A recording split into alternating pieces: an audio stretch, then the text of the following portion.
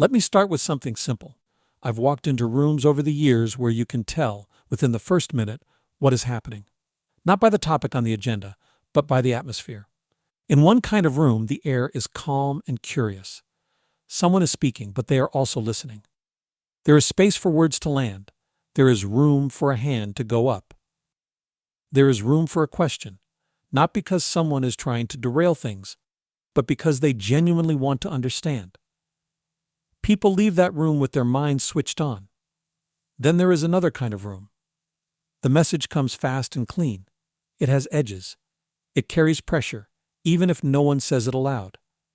You can feel there is a right answer and a cost for choosing the wrong one.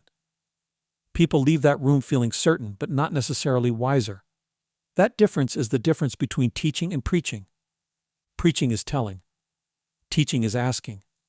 Now I want to be careful. Preaching has a place. Many of us grew up around it.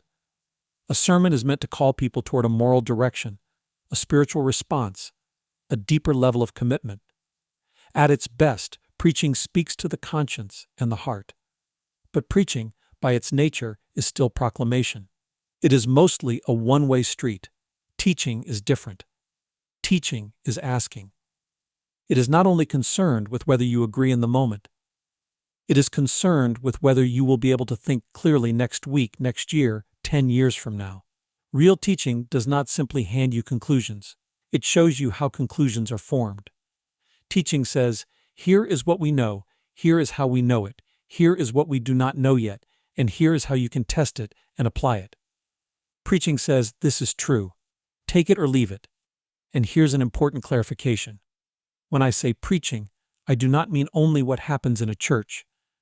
Preaching can come from any group, any institution, any leader, any movement, any tribe that demands belief and punishes questions.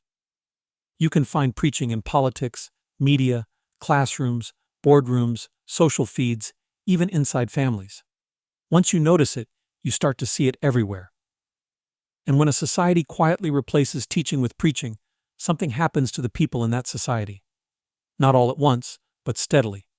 That is what this series is about.